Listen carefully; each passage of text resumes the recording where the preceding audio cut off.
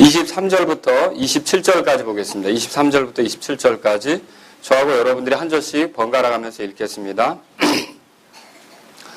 그분께서 배에 오르심에 그분의 제자들이 그분을 따르더라.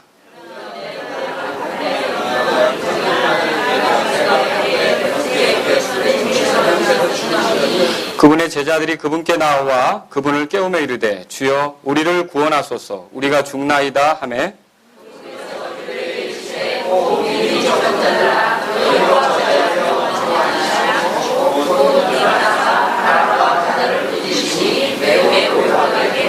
네, 다 같이요.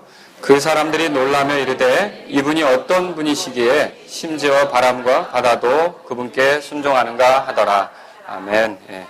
다 같이 기도하시겠습니다. 잠깐. 살아계신 하나님 아버지, 주님의 긍휼과 사랑이 무한함을 인하여 하나님께 찬송을 돌립니다. 이 시간 우리가 하나님 말씀 앞에 있습니다. 주님과 함께 가는 사람들로서 남은 생애를 어떻게 걸어가야 할지 주님 앞에 이 말씀으로 돌아볼 수 있게 도와주옵소서. 사랑하는 성도님들에게 은혜를 주시고 또한 저에게도 은혜로 함께 하셔서 하나님의 말씀을 아버지의 뜻대로 바르게 잘 전할 수 있고 받을 수 있게 인도해 주옵소서. 주님이 같이 하심으로 주님께 영광이 되기를 원하며 예수님의 이름으로 기도합니다. 아멘. 자, 이 본문이 어떻게 시작되냐면 23절에 봅시다. 그분께서 배에 오르시니 그분의 제자들이 그분을 따르더라. 그렇게 되어 있습니다. 제가 오늘 여러분에게 드릴 말씀의 제목은 주님과 한 배를 탄 사람들이라는 것이 되겠습니다. 주님과 한 배를 탄 사람들. 이게 앞에 본문에 보면요. 그런 말씀들이 있습니다. 예수님을 따르기로 하면서 나왔던 사람들이죠. 예를 들면 서기관이 있습니다. 한번 봅시다. 거기 19절에 읽겠습니다. 같이. 어떤 서기관이 와서 그분께 이르되 선생님이여 선생님께서 어디로 가시든지 내가 선생님을 따르리이다. 자, 이 서기관이 와서 선생님, 제가 선생님 어디로 가시든지 따르겠습니다. 그렇게 말했죠. 사실 어떻게 보면 이 문맥을 보니까 이 서기관은 예수님을 따르는 것으로 인해 어떤 이득을 취할 줄로, 영광을 취할 줄로, 좋은 걸 취할 줄로 생각했던 모양이에요. 왜냐하면 예수님께서 그에게 해주신 대답이 그렇게 예수님을 따르는 게 편한 게 아니라는 걸 말씀하시거든요. 바로 그 뒤에 그 내용이 나옵니다. 그리고 또 여러분 여기에 누가 나오냐면 21절에 봅시다. 어떤 사람이, 자, 다 같이 읽겠습니다. 또 시작. 또 그분의 제자들 가운데 다른 사람이 그분께 이르되 주여 먼저 내가 가서 내 아버지를 장사 지내게 허락하옵소서 하거늘. 자, 어떤 사람이 예수님을 따른다고는 했는데 이번엔 또 어떤 사람이냐면 먼저 가서 아버지를 장사 지내겠습니다. 여러분이 이 표현을 읽으면 지금 아버지가 돌아가신 게 아닙니다. 아버지의 장례를 치르겠다는 게 아니고 아버지가 아직 살아있기 때문에 아버지를 먼저 봉양하고 나중에 아버지가 돌아가시면 그 뒤에 와서 내가 아버지를 따르겠습니다. 자, 주님을 따르겠다고 했던 말은 맞죠. 그러나 조건이 하나 있는데 뭡니까? 아버지를 먼저 섬기고. 자, 주님이 먼저입니까? 아버지가 먼저입니까? 아버지가 먼저였죠. 그래서 예수님은 그런 식으로 따르는 것은 기뻐하시지 않았어요. 사실 우리 중에도 보면 우리 시어머니가 돌아가실 때까지는 제가 교회 못 갑니다. 오늘 그런 경우 있지 않습니까? 왜요? 시어머니가 독실한 불교 신자거든요. 뭐 이런, 그렇죠? 이런 식으로 따르는 것에 대해서 주님은 사실 기뻐하시지 않습니다. 그 다음 구절 보세요. 20절에 다 같이 읽겠습니다. 예수님께서 그에게 이르시되 나를 따르라. 또 죽은 자들이 자기들의 죽은 자들을 장사 지내게 하라 하시니라. 예, 죽은 자들은 죽은 자에게 맡기고 너는 나를 따르라. 이것이 주님의 말씀이다라고 하는 것이죠. 사실 이때 예수님의 배에 올랐던 사람들, 예수님과 함께 갈릴리 바다를 건너가는 그 배에 탔던 사람들은요, 이렇게 구경꾼이라든지 주님께 헌신하는 데 있어서 좀 머뭇머뭇거리는 사람들이 탄 게 아닙니다. 생사고락을 같이 하기로 하고 주님이 먼저고 주님을 따르다가 어떤 어려움을 당하더라도 기꺼이 주님과 함께 가겠습니다. 그런 사람들이 예수님이 배에 오르시자 같이 따라 올랐다는 거죠. 자, 그럼 이 배에는 주님과 함께 똘똘 뭉친 사람들, 주님과 함께면 어디든지 가겠다고 하는 사람이 탔다라고 하는 것이죠. 여러분 이해하시겠습니까? 이 본문이 그렇게 말하고 있습니다. 그런데 이 본문을 살펴보면 이제 여러 가지 문제가 생깁니다. 그래서 오늘 우리가 이 본문을 살펴보는 이유는요, 사실 주님과 함께 가기로 했고 주님께 헌신했고 주님 뜻대로 걷기로 했을 때 우리가 만날 수 있는 상황에 대해서 한번 보자는 거죠. 이걸 봐야 우리가 그런 상황을 만날 때 당황하지 않을 뿐만 아니라 또 그런 상황이 어떻게 해결되는지를 이해하면서 소망을 갖고 견딜 수 있고 주님을 의지할 수 있지 않겠습니까? 그래서 이 배에 올라탄 사람들에게 어떤 일이 주어졌는지를 한번 이 성경 말씀을 보면서 오늘날 우리가 주님을 따르기로 했을 때 어떤 문제가 우리에게 생길 수 있는지 한번 같이 살펴보자라고 하는 것이죠. 그래서 오늘 저는 이 말씀을 통해서 주님과 함께 한 배를 탄 사람들이 겪는 일을 이제 여러분하고 살펴보려고 하는 것입니다. 우리가 몇 가지로 이제 생각해 볼 수 있는데 다 생략하고 두 가지만 오늘은 말씀드리려고 하는 것입니다.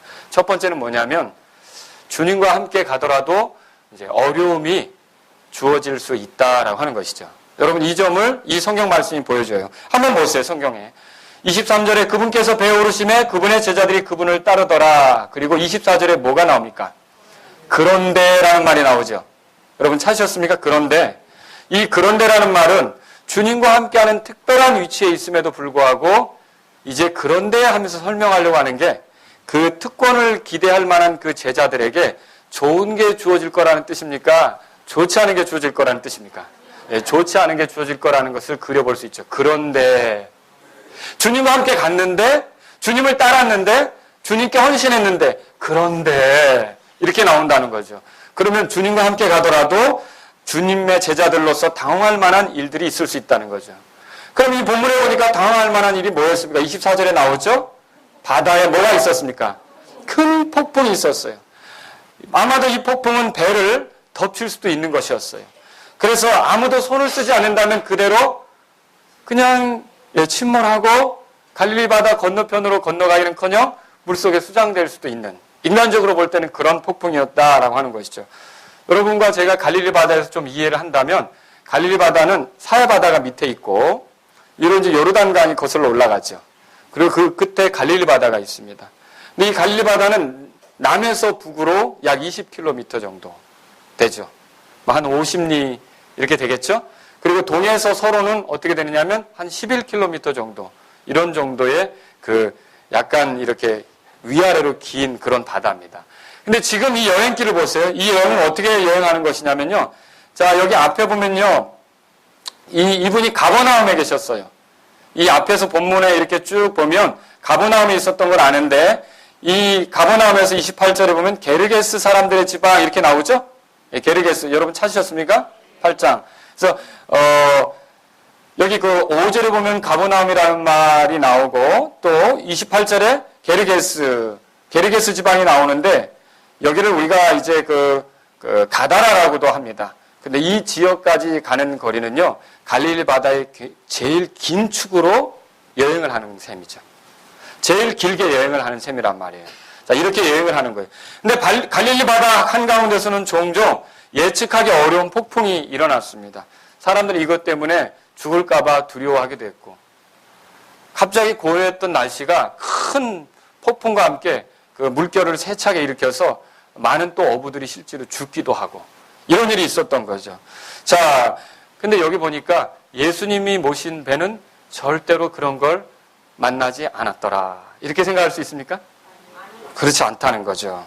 이 본문이 우리에게 중요한 이유는 여기 있습니다. 예수님을 모시고 가는 그 배, 그리고 그 배에 함께 탄 제자들, 그렇지만 그들에게도 어김없이 큰 폭풍이 왔다라고 하는 것이죠. 여러분 이걸 생각해 볼 필요가 있어요. 이 제자들은 구경꾼으로 주님 옆에 서 있었던 사람들이 아닙니다. 적당히 거리를 두고 나중에 주님을 따르기는 하겠지만 이게 먼저죠. 이런 생각으로 사는 사람들이 아니라 정말 생사고락을 주님과 함께 하면서 따르기를 원했던 그런 사람들이라는 거죠. 그런데 이런 사람들이 탄 배도 뭘 만났습니까? 큰 폭풍을 만났다라고 하는 것이죠. 여러분, 그리스도를 믿기로 하면 예나 지금이나 우리가 생각해야 될 게 있어요. 순탄할 거다라는 생각은 맞습니까? 잘못되었습니까? 잘못되었죠.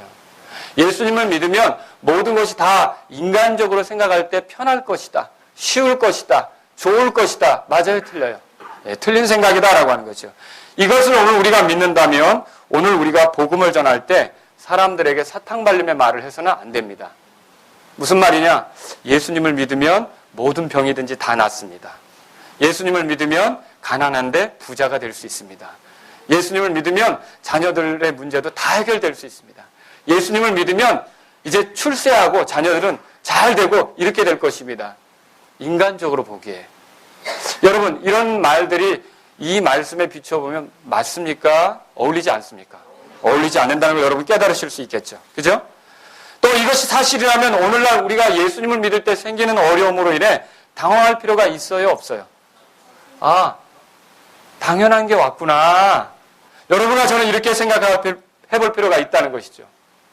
자, 그래서 우리가 예수님을 이제 막 믿고 교회 다니기로 했고 이제 성경 좀 읽으려고 했고 이전과는 다르게 좀 더 하나님 말씀대로 살아보려고 했는데 전에 좀 적당했다면 지금은 좀 더 열심히 주님을 섬겨보려고 했는데 뭔가 어려움이 생겨요. 그러면 여러분들이 거기서 당황하거나 혼란스러워할 필요가 없다는 것이죠. 만약 이 사실을 믿는다면 우리는 어떻게 행동할 수 있습니까? 왜 주님의 뜻대로 살려고 하는데 이런 일이 일어납니까? 라고 주님께 따지는 기도는 중단하셔야 됩니다. 그런 기도 해보신 적 있죠? 왜? 그죠? 처음엔 다 그러죠? 잘 모를 때, 그죠? 주님 뜻대로 살아보려고 하는데 왜 이런 일이 나에게 생기는 겁니까? 주님, 내가 왜 이렇게 열심히 주님을 의지하고 살아가려고 하는데 이렇게 힘든 일이 생기는 겁니까? 라고 따지는 기도를 했다면 여러분 중단하셔야 되는 겁니다. 뿐만 아니라 왜 주님께 헌신하려고 했는데 주님과 함께 하기로 했는데 이런 일이 생깁니까? 라고 불평하는 일도 어떻게 합니까? 중단해야 되는 거예요. 여러분 불평하는 일도 중단해야 된다라고 하는 것입니다. 주님의 말씀대로 가는 교회에도 어려움이 있습니다. 맞습니까? 또 주님의 뜻대로 살아가려고 하는 가정에도 어려움이 주어집니다. 그리고 주님을 따르기로 헌신한 부부 사이에도 문제가 생길 수 있습니다. 그리고 주님과 동행하고자 하는 그런 사역자들에게도 어떤 어려움이 생길 수가 있습니다. 그리고 더 이상 구경꾼이 아닌 먼 발치에 서서 주님을 보는 게 아니라 생사고락을 같이 할 각오로 더 열심히 주님을 섬기겠다고 뛰어든 성도들의 삶에도 역시 큰 폭풍이 임할 수 있다는 거죠. 폭풍의 종류는 다양합니다. 여러분 폭풍의 종류는 다양합니다. 지금 여기서는 바다에서 큰 폭풍을 만났지만 우리는 경제활동을 하다가 경제적인 위기를 만날 수도 있습니다. 또 다른 사람들과의 인맥을 넓혀가다가 사람들과의 갈등 관계에 빠질 수도 있습니다. 또 내가 여러 가지 활동을 하기 위해서 힘을 키우고 건강하려고 했지만 질병을 만날 수도 있습니다. 그리고 내가 주님께 더 헌신해서 살려고 했지만 옛날에 나쁜 습관이 다시 되살아나서 나를 계속 괴롭히면서 막 나를 힘들게 하려고 할 수도 있습니다. 많은 것들이 폭풍으로 일어나서 내가 주님을 따라가는 데 있어서 건전하게 가지 못하도록 그렇게 할 수도 있다는 것이죠. 여러분 가운데 혹시 이런 폭풍이 지금 하늘이 어두워지면서 지금 찾아오고 있어서 지금 약간 혹시 여러분이 긴장 상태에 있는 분이 있으십니까? 오늘 말씀을 잘 들으십시오. 있죠? 윌리엄 캐리 같은 사람도 인도에 선교사로 갔습니다. 이 사람은요, 그 인도 지역의 여러 말로 성경을 번역해서 그 사람들의 언어로 하나님 말씀을 읽을 수 있도록 도와주려고 했어요. 그래서 인쇄소를 차렸습니다. 그리고 열심히 번역 작업을 해서 이제 출판하면 되는 거예요. 그래서 출판해가지고 이제 찍어내고 이렇게 하려고 하는 상황 속에서 인쇄소가 불이 나버렸어요. 다 타버렸어요. 어떻게 해요? 옛날같이 컴퓨터에 저장해 놓을 수도 없고. 여러분 이거 엄청난 충격 아닙니까? 그런데도 그 가운데서도 절망하지 않고 결국 하나님을 의지하면서 결국 여러 말로 궁극적으로는 목적을 성취하긴 했죠. 그러나 그런 어려운 일들을 만났다라고 하는 것이죠. 여러분 여기 보면 제자들이 예수님을 깨운 걸 볼 수 있어요. 25절 보세요. 그분의 제자들이 그분께 나와 그분을 깨웠다. 그렇게 써 있죠. 별로 심각한 일이 아니었다면 그렇게 피곤해 잠들어 계신 주님 깨울 필요 있습니까? 자기들 스스로 해결할 수 있는 문제라면 주님 앞에 와서 막 깨울 필요 있습니까? 그렇게 하지 않았겠죠. 그렇죠? 근데 그분을 깨워야만 하는 상황이 됐다는 거죠. 너무나 심각한 상황에 그들 스스로 해결할 수 없는 상황이 됐다는 거죠. 자, 옛날이나 지금이나 이 말씀이 왜 지금 우리에게 필요하냐면 우리 스스로 해결할 수 없는 문제들은 너무 많다는 거예요. 여러분 그런 거 못 느끼십니까? 내 힘으로 안 되는 것들이 있죠. 내 힘으로 해결이 안 되는 것들이 있죠. 그런 것들은 많이 있다는 거죠. 사람이 쓰러지는 것은 반드시 토네이도 같은 강한 바람에 의해서만 쓰러지는 것이 아닙니다. 따뜻한 열기 속에서도 쓰러져요. 지난주에 있었던 일입니다. 폭염 경보가 지난주에 우리 수련회 보낼 때 있었어요. 우리는 모르고 잘 지냈죠. 그죠? 그런데 어떤 일이 있었냐면 전남 나주의 한 노인이 고구마 밭에서 78살 잡수신 김모 할머니가 숨졌어요. 나중에 가서 보니까 얼굴과 팔다리에 화상이 있었어요. 뜨거워서. 그리고 또 그 같은 날 이제 90살 잡수신 김모 할아버지가 전남 장흥에서 밭에서 일하다가 숨지셨고, 전남 군산에서 75살인 이모 씨가 또 밭에서 일하다가 숨지셨고, 그리고 그 다음날은 제주도에서 반일을 하던 75살의 강모 씨가 숨지셨고, 이게 제가 이제 참 덥긴 더웠구나 확인하면서 뉴스를 본 거예요. 그리고 한라산을 오르던 52살의 최모 씨가 숨졌어요. 그리고 특히 창원에서 한 공사 현장에서 55살 잡수신 분이 열사병으로 추정되는 증상으로 인해 숨졌다는 기록이 있어요. 그러니까 폭염 때문에 환자들이 한 650명이나 우리나라에 생겼던 거죠. 사람이 바람으로만 죽습니까? 더워도 죽어요. 추워도 죽고 더워도 죽고 바람 불어도 죽고. 그리고 사자에게만, 곰에게만 물려 죽는 게 아니더라고요. 어마어마한 짐승에게만 공격당해서 죽는 게 아니라 눈에 보이지도 않는 작은 세포로 인해서도 사람이 죽는 거 아시죠? 사람은 감당 못할 게 너무 많아요. 자, 제가 왜 이 말씀을 여러분에게 드립니까? 예나 지금이나 사람들은요, 스스로 안 되는 것들이 많다는 걸 알 필요가 있다는 거죠. 지금도 그렇습니다. 내 힘으로 도저히 안 되는 것들이 있다는 거죠. 그리고 내 힘으로 해결할 수 없는 그런 위기들이 반드시 있다는 거죠. 이런 것들을 우리가 만날 때가 있어요. 천재지변이나. 그렇죠? 기독교인들은 천재지변을 만나지 않습니까? 만나기도 하죠. 그렇죠? 또 기독교인들은 물질적으로 어려움, 파산 이런 데 빠지지 않습니까? 육체적으로 질병에 걸리지 않습니까? 위험한 일, 영적으로, 습관적인 죄, 좋지 못한 삶 이런 것에 유혹받지 않습니까? 예, 우리도 우리 힘으로 감당 못할 일들이 많이 있다면 우리가 깨달아야 될 게 있어요. 그 모든 것을 초월해 계시는 하나님 앞에 우리는 우리 자신을 낮추고 겸손해야 된다는 사실을 믿으시기 바랍니다. 인생을 살 때 내 힘으로 감당 못할 큰 폭풍 같은 게 너무 많다. 너무 자주 일어난다. 그저 여러분과 제가 할 일은 다른 게 아니라 겸손하게 주님을 구하는 일임을 믿으시기 바랍니다. 자, 그런데 저는 이제 두 번째로 여러분에게 드리고 싶은 말씀이 있습니다. 첫 번째로 주님과 함께하는 사람에게도 뭐라고 했어요? 어려움이 있다 그랬죠. 두 번째로 드리고 싶은 말씀은 그래도 주님과 함께하는 사람은 이게 안전하다라는 말씀을 드리고 싶습니다. 안전하다. 반드시 이 말씀 여러분에게 드리고 싶습니다.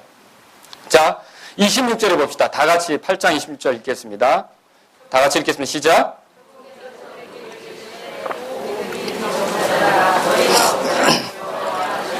곧 일어나사 바람과 바다를 꾸짖으시 매우 고요하게 되거늘. 여러분, 여기 다급해하는 제자들에게 예수님이 뭘 하셨어요? 야단쳤어요. 이거 우리가 생각해 볼 필요가 있어요. 문제의 상태가 심각한데 도와주려고 하시기보다는 뭐부터 하셨어요? 무슨 야단을 했어요? 믿음이 적다 그랬어요. 왜 믿음이 적다 그랬을까요? 이 두려워했던 것이죠. 그 뒤에 보면 분명히 너희가 어찌하여 무서워하느냐 그렇게 말했죠. 그럼 이 사람들이 무서워한 이유가 어디 있습니까? 큰 폭풍을 봤죠? 그런데 사실은 그 큰 폭풍보다 더 크신 분이 계시죠? 그분이 누굽니까? 믿으십니까, 여러분? 그 예수님이 계신데 예수님을 크게 보지 못했던 거예요. 예수님은 보지 못하고 뭐만 크게 본 거예요? 폭풍만 크게 본 거죠.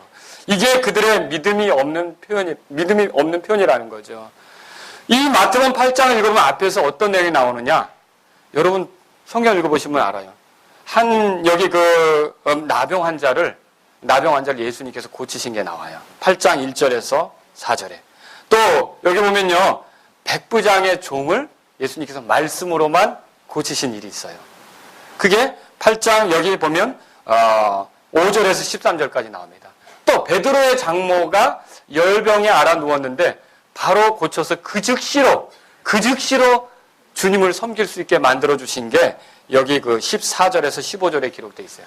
뿐만 아닙니다. 많은 질병들과 강력한 그런 영들을 예수님께서 쫓아내신 게 16절에서 17절에 기록되어 있어요. 그러면 제자들은 이런 일들을 겪은 거예요? 겪지 않은 거예요? 겪었죠? 그러면 주님이 어떤 분이라는 걸 대충 알아야죠. 그렇죠? 근데 이 상황이 어떻게 된 거예요? 주님이 안 보였어요. 주님은 뭐만 하고 있는 것처럼 보였어요. 이 시간에 잠이나 이렇게 지금 우리가 죽게 된 상황인데 제자들은 그렇게 생각했던 것이죠. 사실 그때나 지금이나 우리가 생각해 볼 게 있어요. 상황이 어려워지면 이 제자들뿐만 아니라 지금도 주님이 과거에 우리 안에서 어떻게 하셨는지를 잊어버려요. 그거 잘 생각을 못해요. 여러분 그런 순간 있습니까? 예, 분명히 내가 과거에 어려운 순간에 주님이 도와주셨던 것이 있고 또 어떤 그리스도인이 절박하게 기도했을 때 그 해결해 주신 것이 있고 그죠? 그 문제를 해결해 주신 거 내가 보면서 주님 대단하시다라고 찬양됐던 적이 있단 말이죠. 근데 당장 우리에게 큰 문제가 닥치면 우리는 큰 주님을 찬양하고 의지하기보다는 어때요? 그거 잊어버려요. 그리고 뭐가 더 크게 보이는 거예요? 지금 당장 내 앞에 펼쳐진 그 일들이 크게 보이는 거죠. 그래서 겁부터 먹고 두려워하고 초조해하기 시작하고 불평하기 시작하고 우리와 함께 하시는 주님이 어떤 분이신지를 생각하지 않아서 무슨 말 잘합니까? 예, 여기 보면 우리가 죽나이다 그랬죠. 여기 좀 고급스럽게 표현되어 있지만 우리는 죽겠어 정말. 죽을 맛이야 정말. 예, 우리 이런 말 자주 하지 않습니까? 생각해 보십시오. 바로 몇 주 전에도 주님이 여러분들을 도와주신 사실이 있어요. 몇 개월 전에도 주님이 우리를 도와주신 사실이 있다고요. 몇 년 전에도 주님이 우리를 도와주신 사실이 있다고요. 그래서 제가 지금 이 시간에 여러분에게 드리고 싶은 말씀이 있습니다. 이런 큰 폭풍을 만났을 때, 이런 큰 문제를 만났을 때, 이런 큰 어려움을 만났을 때 절망하기 전에 주님이 내 삶에 도와주셨던 것을 떠올리란 말이죠. 나와 함께 하셨고 나를 인도하셨고 나를 풀어주셨고 나를 건져주셨고 나를 구출해 주셨던 도와주셨던 사실들을 떠올리란 말이죠. 아무 일도 없었던 것이고 이게 처음 만난 문제인 것처럼 초조하고 불안해할 게 아니라 예수님을 믿어온 이후로 지금까지 내가 걸어온 동안 때마다 일마다 주님께서 개입하셔서 도와주셨던 것을 떠올리란 말이시죠. 그래야 이런 두려움에서 벗어나지 않겠습니까? 주님이 크신 분이라는 걸 확인해야 되지 않겠습니까? 여기 바람과 바다를 꾸짖으시기 전에 표현이 그래요. 자, 성경에 봅시다. 26절 끝에 바람과 바다를 꾸짖었다 그랬죠. 여러분 그렇죠? 근데 사실은 바람과 바다를 꾸짖으시기 전에 뭐부터 꾸짖었어요? 제자들부터 꾸짖었어요. 이것도 우리가 잘 생각해 볼 필요가 있는 문제입니다. 만약에 그 상황의 끝을 모르고 지금 물이 배를 덮치고 있어요. 그리고 사람들이 막 지금 어떻게 될지 몰라요. 배에 물이 차고 있어요. 그러면 이 끝을 모른다면 제가 거기 있었다 그러면 어떤 성도들이 와서 이 목사님 지금 우리가 죽겠는데 여기서 잠이 나옵니까? 제가 잠자고 있었다면 그럼 제가 뭐부터 했을까요? 저는 모르니까 빨리 물 퍼내는 거나 막 이런 거 했겠죠. 그렇죠? 근데 예수님은 그런 일을 먼저 하셨습니까? 바람과 파도를 잔잔케 하는 것보다 뭐부터 먼저 하셨습니까? 제자들을 꾸짖는 걸 먼저 하셨죠. 여기에 그분은 이미 끝을 알고 계셔요. 여러분 믿으십니까? 그때나 지금이나 우리가 겪는 문제의 끝을 우리는 몰라도 그분은 알고 계셔요. 예수님은 알고 계시니까 바람과 파도를 잔잔케 하는 거 있죠. 바다를 잔잔케 하는 게 급한 일은 아니에요. 그건 어느 해도 문제가 없어요. 한마디면 끝나요. 믿습니까? 한마디면 끝나는 거예요. 그거 중요한 게 아니죠. 그거 그냥 한 말씀만 하시면 그냥 갑자기 고요해지잖아요. 그렇죠? 그게 중요한 게 아니에요. 지금 주님이 정말로 이 순간에 제자들을 통해서 일깨우고 싶었던 게 있었던 거죠. 그들을 훈계하고 싶었던 것이 있었다는 것이죠. 자, 주님은 제자들 안에 많은 문제들이 있다는 것을 알고 있었어요. 사실 우리가 우리의 끝을 알지 못하기 때문에 초조해하고 어려워하죠. 여러분 그때마다 제가 끝을 알고 계시는 주님을 신뢰하도록 여러분에게 초청합니다. 여기 주님의 담대함을 보세요. 훈계는 나중으로 미루고 상황을 극복하려고 이렇게 애쓴 게 아니에요. 주님은요, 지금 우리를 야단칠 때가 아닙니다. 제자들이 속으로 그렇게 생각할 수도 있었어요. 그죠? 지금 우리한테 그렇게 자꾸 뭐라고 해서 빨리 물 좀 퍼주세요. 막 이렇게 했겠죠. 그쵸? 뭐 좀 해보세요. 그랬겠죠. 그쵸? 제자들이. 근데 주님은 그 순간에 뭘 원하셨냐면, 바로 잡아주길 원하셨던 거예요. 그러니까요, 여기서 깨달아야 될 게 있어요. 그때나 지금이나 마찬가지예요. 우리의 생각엔 상황이 바로 잡아지길 원하지만, 주님의 생각엔 그 상황 안에서 우리가 바로 잡아지길 원해요. 이거 믿으시겠습니까? 그럼 우리가 그 상황은 어차피 주님이 바로 잡아줄 수 있어요. 근데 우리가 우리의 뒤틀어진 거, 주님에 대한 불신앙, 주님에 대한 원망, 주님에 대해서 신뢰하지 못하는 거, 이 믿음 없는 거, 이게 바로 잡아줘야 되는 것을 주님은 먼저 생각하셨다라고 하는 거죠. 이게 주님의 일하시는 방법이에요. 때때로 저는 그런 말을 들은 적이 있어요. 그리스도인 중에서도 실질적인 예예요. 내가 빚을 갚기 전까지는, 왜? 빚이라는 상황이 힘들어요. 빚이라는 상황이 정돈되기 전까지 내가 하나님께 드리지 않겠다 이거죠. 드리지 못한다 이거죠. 하나님도 이해하실 거라는 거죠. 여러분 이 말씀에 이걸 집어넣으세요. 주님이 뭐라고 하실까요? 어차피 빚은 하나님이 한 번만 말씀하시면 해결될 수 있어요. 믿으십니까? 이 경험이 없으신 분 몰라요. 저는 경험을 했거든요. 한 번에 말씀하시니까 끝나더라고요. 근데 주님은 뭘 원하시냐면 그 상황 속에서도 성도로서 마땅히 해야 될 것, 주님 안에서 믿는 자로서 마땅히 해야 될 것, 이것에 틀어짐이 없기를 원하신다는 거죠. 우리가 상황을 주님께 맡기고 내가 마땅히 주님을 신뢰해야 될 거라면 그 신뢰를 보여드리고 주님을 의지하는 걸 보여드리고 주님 뜻대로 걷는 걸 주님은 원하신다는 거죠. 여러분 이걸 믿는다면 오늘 우리의 삶이 달라져야 돼요. 우리는요 상황 문제에 대한 핑계를 대면서 내 믿음 없는 것에 대해서 이해해달라고 생각하려고 해요. 여러분 주님이 그걸 인정하십니까? 책망하십니까? 절대로 어떤 상황이든지 큰 폭풍이든지 이런 큰 폭풍이 믿음을 안 보여드려도 되는 핑계거리가 될 수 없다는 것입니다. 그러니까 우리가 만난 모든 상황이 어떤 경우든지 우리가 믿음을 안 보여드려도 되는 그런 상황은 없다라는 것입니다. 모든 상황 속에서도 우리는 성도로서 마땅히 믿는 믿음을 보여드려야 되는 거예요. 안 그러면 주님 책망하시죠. 여러분 이 말씀을 통해서 그걸 깨달으시기 바랍니다. 자, 사람과 화목하려고 하는 것도 그래요. 사람과 화목하게 하는 것도 그 결과를 해결하려고 하는 것도 중요하지만 그 해결하는 과정 속에서 주님을 기쁘시게 하려는 믿음이 있어야 되는 거 아닙니까? 그거 없이 그냥 사람과의 관계만 해결한다고 쫓아다닌다. 여러분 잠언 찾아보세요. 잠언 16장. 잠언 16장.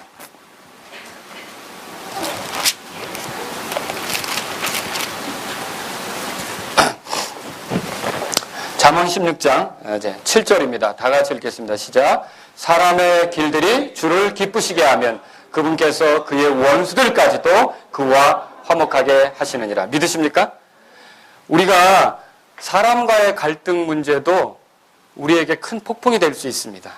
근데 그 상황을 해결하려고 주님을 뒷전으로 두고 그것만 매달려서 쫓아다니려고 할 수가 있다는 것이죠. 그러나 주님은 여기서 뭐라고 말씀하십니까? 우리가 주님 앞에 옳게 믿음만 보여드리고 주님을 기쁘게 하면 주님께서 그런 문제들도 충분히 해결해 주실 수 있다고 말씀하시지 않습니까? 저와 여러분들은 상황이 어려울 때 더 주님께 믿음을 보여드려야 될 기회라는 걸 생각하셔야 된다는 거죠. 여기 오늘 본문 말씀 보세요. 24절에 배가 파도에 덮이게 되었다. 이 상황에서 주님은 주무시고 계셨어요. 상황을 아랑곳하지 않고 고요하고 평화롭게 주무시고 계셨어요. 자, 사실 제자들이 모든 것들이 예수님의 권위에 순복한다라는 걸 알았더라면 그렇게 초조해하진 않았을 거예요. 아마 상황은 좀 급하지만 어떻게 했을까요? 주님께 조용히 와서 말씀을 드렸다든지 막 이렇게 그 난리를 치지 않았겠죠. 여러분 주님을 깨운 것이 문제는 아닙니다. 이들 안에 뭐가 문제냐면 불신앙이, 믿음 없는 것이 문제였다라고 하는 것이죠. 여러분 오늘날도 주님을 따른다고도 하지만 주님을 너무나 모르는 사람들이 많아요. 이게 문제예요. 주님과 같이 배에 탔어요. 왜 탔어요? 주님과 함께 어디든 가기 위해서. 생사고락을 같이 하겠어. 근데 주님을 알아요, 몰라요? 모르니까 이런 일이 생기잖아요. 똑같아요. 오늘도 주님을 믿겠다고 했어요. 주님을 섬기겠다고 했어요. 주님을 잘 알지 못하면 어떤 문제가 생길까요? 똑같은 문제. 주님께 책망받고 또 상황이 좋지 않으면 불평하고 원망하고 이런 문제가 생길 수 있다라고 하는 거죠. 그러면 저는 그래서 여러분에게 드릴 말씀이 있는데 그건 뭐냐면요. 주님이 누구신지 알기를 힘쓰라는 거죠. 주님이 누구신지 알기를 힘쓰라는 거죠. 사실 주님은 이때 갈릴리 바다에서 수장될 수가 없어요. 언제 죽으셔야 합니까? 십자가에서 죽으셔야 되는 거죠. 그것이 누구의 뜻입니까? 하나님의 뜻이죠. 주님은 하나님의 뜻을 성취하게 오신 거 아닙니까? 주님은 하나님의 뜻대로 지금 움직이는 거 아닙니까? 그렇죠? 그러면 주님의 뜻, 하나님의 뜻이 굳게 서는 걸 여러분 믿으십니까? 무엇이 하나님의 뜻을 대적할 수 있습니까? 무엇이 하나님의 뜻을 가로막을 수 있습니까? 근데 주님이 십자가에서 고난받으러 오신 거, 죽으시러 온 거를 모르니까 혹시 이 자리에서 우리가 뭐 거창한 일을 해보기도 전에 다 몰살하면 어떻게 하나. 여러분, 주님을 아는 것이 필요하다는 거죠. 저와 여러분들이 정말로 주님을 아는 게 필요해요. 주님을 알기 위해서 시간을 내십니까? 매일마다 주님을 더 알기 위해서 말씀을 읽습니까? 매일마다 주님을 알기 위해서 주님의 뜻을 구하며 엎드리십니까? 주님을 알기 위해서 시간을 내지 못하면 순간순간 불평하고 순간순간 원망하고 순간순간 짜증내고 예수님 따르는 게 맞아요. 예수님께 헌신한 게 맞아요. 그렇지만 내 혈기 부리고 내 생각대로 안 차면 성을 내고, 여러분, 이것이 주님을 알지 못할 때 일어나는 일들이다라고 하는 거죠. 여러분, 그리고 주님을 아는 사람은 어떻게 되느냐? 이 시간에도 안전이 있을 수 있어요. 누가 이 시간에 가장 안전합니까? 가장 평안하게 있습니까? 이 예수님 아닙니까? 그렇죠? 예수님의 마음을 갖게 되면, 예수님을 잘 알게 되면 주님처럼 거센 파도를 보면서, 검은 하늘을 보면서 주님 꼭 붙잡고 해봤자지 뭐 지가 뭐 넘실거려봤자지 뭐 주님, 여러분 그러고 있지 않겠습니까? 그렇죠? 생각해보자는 거죠. 여러분과 제가 주님을 알게 되어서 어려운 순간에도 평안히 잠잘 수 있기를 바랍니다. 노래할 수 있기를 바랍니다. 뭐 드시는 것도 마음껏 잘 드실 수 있기를 바랍니다. 예, 우리 주님은 그런 분이에요. 엘리자베스 페이슨 프렌티스라고 하는 분이 있습니다. 1818년 10월 26일 날 미국 메인주 포틀랜드에서 태어났습니다. 그리고 1878년 8월 13일 버먼트주 도세에서 60세 나이로 세상을 떠난 분이죠. 16살 때부터 시와 산문의 두각을 나타내서 젊은이의 벗이라는 책의 상임 기고자가 되었습니다. 27살 나이에는 조지 루이스 프렌티스 목사와 결혼했습니다. 그렇지만 이 여자분은 늘 병약해서 누워있는 시간이 많았습니다. 하지만 성실하게 신앙생활을 하려고 부단히 노력했고 또 그런 사람이었습니다. 그런데 결혼 생활 중에 1856년에 미국 뉴욕에서 만연한 전염병으로 사랑하는 2명의 자녀를 한꺼번에 잃었습니다. 남편은 목사였고 신학 박사였습니다. 얼마나 자녀를 바르게 양육했는지 주변 사람들도 그녀의 가정에 이런 일이 왜 일어났는지 도대체 이해할 수 없다고들 이야기했습니다. 그리고 이 사건을 지켜보면서 그 여자 엘리자베스 자신도 어떻게 해서 이런 비참한 일들이 그 많고 많은 사람들 중에서 우리 가정에 일어나야 한단 말입니까? 하면서 계속 울어댔습니다. 그러나 남편은 뭐라 그랬냐면, 우리라고 그런 일이 닥치지 말라는 법이 있어? 이 기회가 우리가 그동안 가르쳐오고 믿어온 바를 실생활에서 드러내는 좋은 기회가 아니겠어? 아마 쉽지 않은 얘기죠. 쉽지 않은 얘기죠. 저 같아도 쉽지 않은 얘기가 될 것 같아요. 그런데요, 오히려 더 슬픈 일을 당한 가정들을 위로하면서 이 목사님하고 이제 돌아다니게 됐던 거죠. 그러면서 내 성경을 다시 읽기 시작했고 내 주를 가까이라는 찬송도 부르게 됐습니다. 그리고 마침내 큰 씨름 끝에 그 귀한 찬송을 만들어내게 됐어요. 430장 보세요. 430장. 그 찬송이 뭐냐면 내 구주 예수를 더욱 사랑이라는 노래예요. 이게 그런 아픔 속에서 만들어진 찬송이라는 거죠. 1896년 남편 프렌티스 목사가 이 시를 처음 발견했는데 이게 자녀를 잃은 슬픔 속에서 만들어진 것을 깨닫고 크게 감명을 받았어요. 그 후 이 찬송시가 미국 오하이오주의 사업가, 여기 오른쪽 란에 있죠. 윌리엄 하워드 던이라고 하는 사람에게 알려져서 그 사람이 작곡을 하게 됐죠. 이 가사 붙여서. 여기 2절을 보세요. 2절. 우리 한번 찬송해 볼까요? 2절. 예, 사모님 피아노 쳐주시고. 이전에 세상 나 기뻤어도. 이게 뭡니까? 이런 뜻이에요. 원래 2절에. 한때는 땅에서의 기쁨만 구했다. 그저 편안한 것과 쉬운 것만을 찾아다녔다. 사실 우리도 그렇게 살지 않습니까? 근데 지금 내가 구하는 건 주님뿐이다. 가장 좋은 것을 주시는 분. 이것은 내 모든 기도가 될 것인데 주님을 더욱 사랑하는 것, 그리스도를 더욱 사랑하는 것, 더 사랑하는 것이 내 기도요, 내 추구가 될 것이다. 이게 이제 이 가사라는 거예요. 2절을 불러보겠습니다. 2절 함께 불러보겠습니다.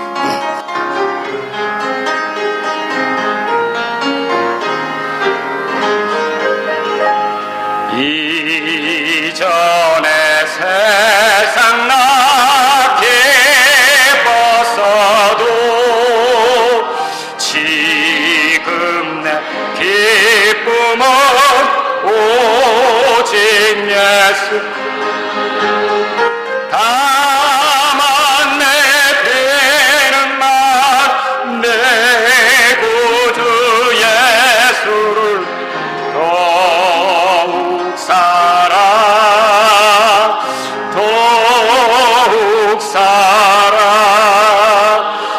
사실 우리가 그리스도인이라고 하지만 좀 편한 거 원하지 않습니까? 쉬운 거 원하지 않습니까? 안락한 거, 여유 있는 거. 좀 각박해지거나 압박을 느끼게 되거나 힘들어지면 어때요? 그때는 이상하게 그리스도인인데 이 제자들하고 같이 똑같이 예수님께 가서 막 뭡니까 주님? 지금 왜 이러고 있습니까? 지금 뭐라도 해주시죠. 막 이런 아주 그 불평 섞이고 원망 있고 물이라도 퍼주시지 말이죠. 이런 그런 마음으로 살 때가 없지 않느냐는 거죠. 여러분, 예수님이 바람과 바다를 잔잔하게 했을 때 그들이 이렇게 말했어요. 27절에 보세요. 다 같이 읽겠습니다. 8장 27절. 그 사람들이 놀라며 이르되 이분이 어떤 분이시기에 심지어 바람과 바다도 그분께 순종하는가. 여러분, 이게 당연한 거 아닙니까? 근데 놀라워했다 그랬죠. 그러면 이거는요, 25절에 보세요. 주여 우리를 구원하소서라고 했죠. 그게 구원해 준 거 아닙니까? 그러면 이게 아까는 구원해달라고 해서 예수님이 충분히 구원하실 수 있다고 믿은 것처럼 보이는데 여기서는 구원해 주니까 또 뭐 하고 있는 거예요? 어떻게 이런 일이 일어날 수 있을까? 그렇다면 이거 뭐라고 생각할 수 있냐면 그 당시 우리를 구원해 주소서라고 이렇게 요청하며 달려들은 것이 예수님이 이런 방법으로 구원할 거라고 기대를 못했던 거죠. 뭔가 손을 써주긴 써주는데 좀 뭘 해줄 것에 대한 기대가 있었겠죠. 아니면 이 요청은 불평 섞인 뭐라도 해달라고 하는 그런 요청일 수도 있다는 거죠. 피곤해 지쳐 잠든 예수님에게 야속하다는 표현이기도 하고요. 예? 또 물 퍼내는 것을 도와주시든지 아니면 어떤 일이라든지 뭐 이걸 잡고 계시든지 이거 좀 힘이라도 대줘야 되는데 이런 생각을 했을 수도 있다는 것이죠.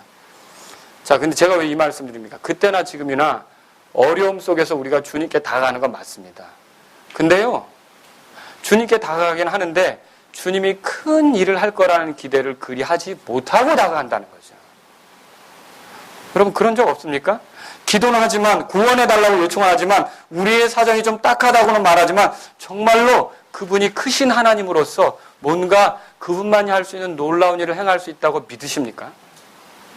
이 성경은 만일 우리가 그분을 그렇게 크신 하나님으로 믿는다면 내가 그분의 이름을 부를 때마다 이제 나를 사랑하시고 도울 수 있는 확실한 후견인이 계시기 때문에 당당하게 요청할 수 있다는 거죠.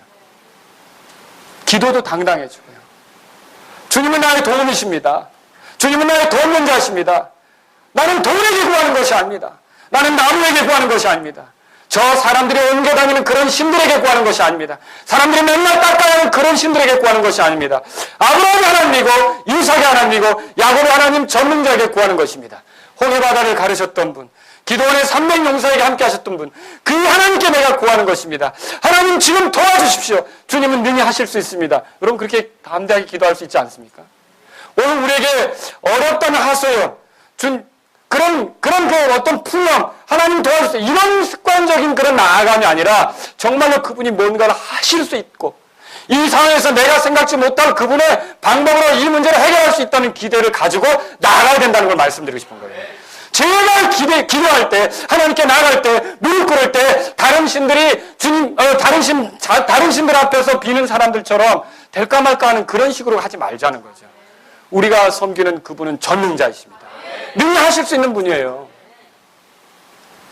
그러니까 이런 일들이 벌어지면 당연하지 하고 찬양을 해야지.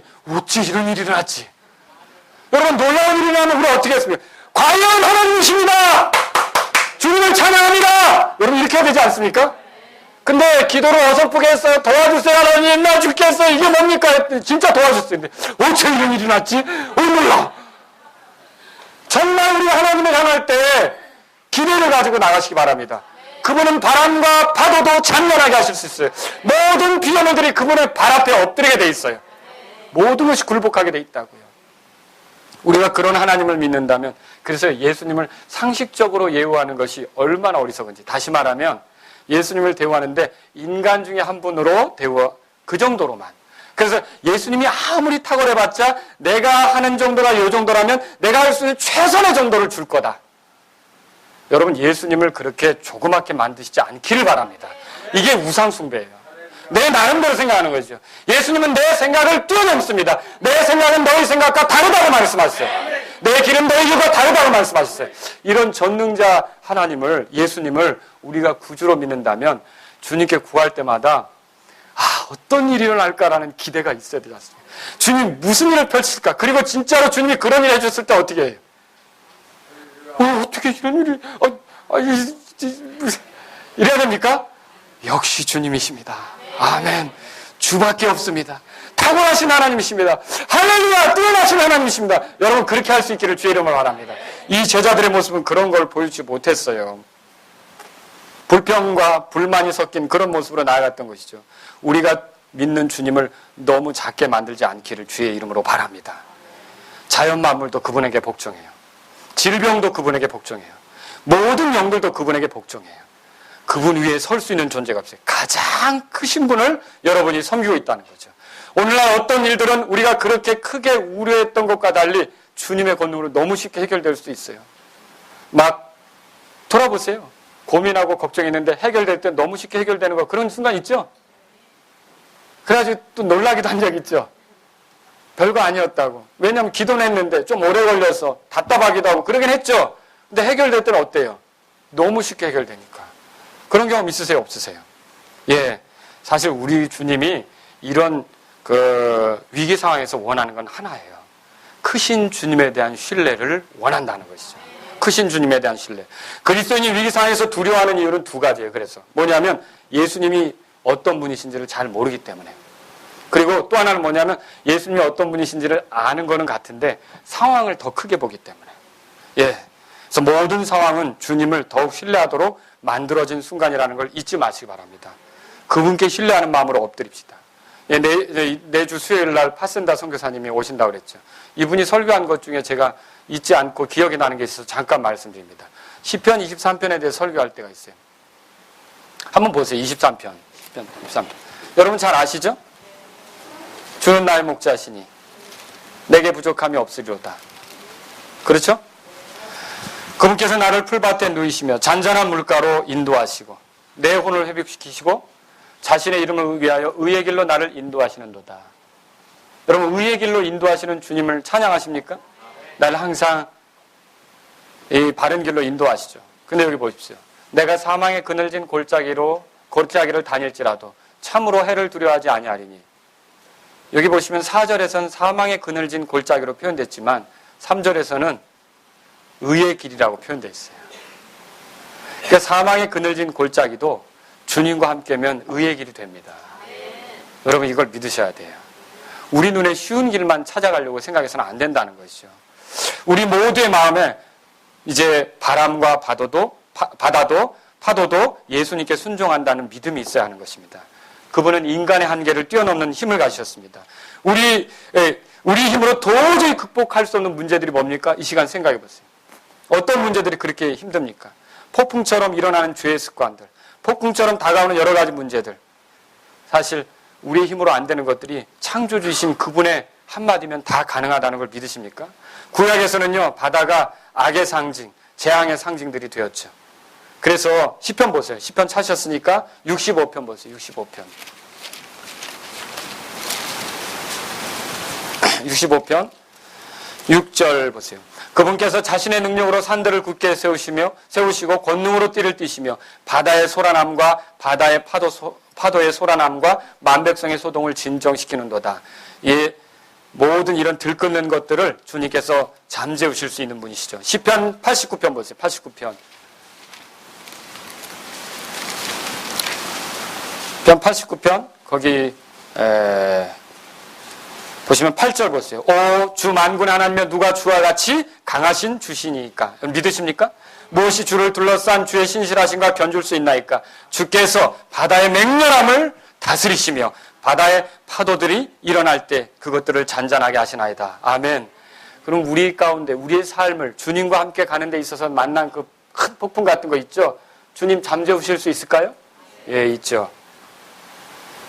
예, 주님은 원하시는 것이 우리에게서 믿음이라는 것이죠. 우리가 만난 그 어떤 어려움도 주님의 손을 벗어날 수 있는 만큼 강력한 것은 없어요. 성경에 보세요. 오늘 본문 말씀 보세요. 마태복음 8장에.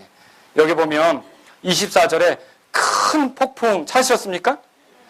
예, 큰 폭풍 그렇게 되어 있어요. 큰 폭풍. Great. 그란 말이 영어 성경에 있어요. Great. 그런데요, 26절에 고요하게 되었다 하는데 매우 고요하게 되었다 있죠. 그 앞에도 영어로 great가 돼 있어요. 그럼 무슨 뜻입니까? 큰 폭풍이 큰 고요로 바뀌게 되었던 거죠. 누구 때문에 그렇게 됐습니까? 예수님께요. 엘류가 이렇게 말했습니다. 하나님은 사람보다 크시다. 욥에게 말했어요. 읽어보신 적 있으십니까? 출애굽을 지켜본 모세의 장인 이드론이 이렇게 말했어요. 내가 주께서 모든 신들보다 크심을 알았으니. 여러분, 그리고 마태복음 28장 거기 보면 예수님께서 그렇게 말씀하셨죠. 하늘과 땅의 모든 권능이 내게 있다. 여러분, 우리는 주님과 한 배를 탄 사람들입니다. 그리고 우리를 이끌고 있는 주님은 모든 우리 주변에 있는 것보다 크신 분이라는 걸 믿으시기 바랍니다. 그래서 우리가 위기를 만날 때, 어려움을 만날 때, 주님의 뜻대로 살려고 할 때 힘든 순간을 만나면 낙심하고 절망할 것이 아니라 바로 그분께 신뢰를 가지고 나아갈 수 있기를 주의 이름으로 바랍니다. 오늘 이 말씀을 정리합니다. 주님과 한 배를 탔어도 위기가 있어요, 없어요? 있다 그랬죠. 주님과 한 배를 탔을 때 만나는 위기는 우리에게 어떤 기회가 됩니까? 주님의 어떠하심을 더 경험할 수 있는 기회가 되는 게 맞습니까? 예. 주님과 한 배를 탔을 때 만나는 위기 앞에 상황의 개선만을 생각하지 말고 우리가 생각해야 될 건 뭘 보여드리려고 해야 합니까? 믿음을 보여드리려고 해야 된다는 거죠. 주님에 대한 불평이나 낙담, 주님을 작은 분으로 만드는 일이 없기를 주의 이름으로 바랍니다. 주님과 한 배를 탔으면서도 주님을 잘 모른다. 그 칭찬받을 일입니까? 책망받을 일입니까? 책망받을 일이라는 거죠. 따른다는 것도 중요하지만 그분을 바로 알고 따르는 것이 더 힘있게 따를 수 있다는 것을 믿으십니까? 그러면 그분이 선포되는 것, 그분이 어떤 분이라는 것이 제시되는 곳, 이곳에 여러분이 부지런히 나아가서 그분에 대해서 알 수 있기를 주의 이름으로 바랍니다. 교회는 주님과 함께 한 배를 탄 사람들입니다. 교회에게 여러 가지 어려움이 있을 수 있습니까? 네, 있죠. 그러나 주님이 거기에 함께 계신다면 주님이 그 교회를 지키실 줄로 믿으십니까? 믿으시기 바랍니다. 우리 각 개인이 주님과 한 배를 탄 사람들입니다. 우리가 이르러 올 목적지는 결국 아들의 형상에 이르는 것이죠. 예수님처럼 되는 것이죠. 이 형상에 이르기까지, 이 위치에 이르기까지 우리가 가는 동안 수없이 넘어지고 수없이 힘든 일이 생기고 수없이 우리를 괴롭게 하는 일이 생길지라도 여러분, 이런 과정들을 다 거쳐서 우리가 궁극적으로 목적지에 이르게 될 걸 믿으십니까? 예, 제자들은 주님과 함께 가다라 지방으로, 게르게스 지방으로 건너갔어요. 거기서 할 일이 있기 때문에. 거기서는요, 그 악한 영이 들린 사람을 고쳐주기 위해서. 놀라워요. 예수님은 그 일만 하기 위해서 거기 갔다가 다시 와요. 그 험한 바다를 뚫고서 그 사람을 온전케 해주려고 갔다 온 거예요. 그냥 다른 어떤 사람들이 아니라 그 무덤가에서 막 제어할 수 없는 사람들이 있었잖아요. 이 사람들을 온전케 하려고 거기까지 간 거죠. 여러분, 우리가 주님의 목적에 의해서 움직일 때 우리가 주님과 함께라면 주님이 우리를 이끄시고 지키시고 보호하신다는 걸 믿으시기 바랍니다. 주님과 한 배 속에 있어서 가장 큰 폭풍이 가장 큰 고요가 된 것을 여러분 이 성경을 통해 읽어보셨죠? 주님 앞에 굴복하지 않을 피조물이 있어요, 없어요? 없죠. 그렇게 믿으십니까? 그분은 모든 것들을 잔잔하게 하실 수 있습니까? 우리를 집어삼키려는 폭풍이 무엇입니까? 생각해 보세요. 내가 지금 만난 폭풍이 무엇입니까? 주님 뜻대로 살려고 하는데 자꾸만 내가 좀 어두워지고 뭐가 전망이 힘들어 보이고 위기가 될 것 같다고 여겨지는 게 뭡니까? 여러분, 이 시간 그것을 우리의 돕는 분이신 주님께 믿음을 가지고 나아가지 않으시겠습니까? 주님 도와주실 수 있단 말이죠. 이 시간 그렇게 하실 수 있기를 바랍니다.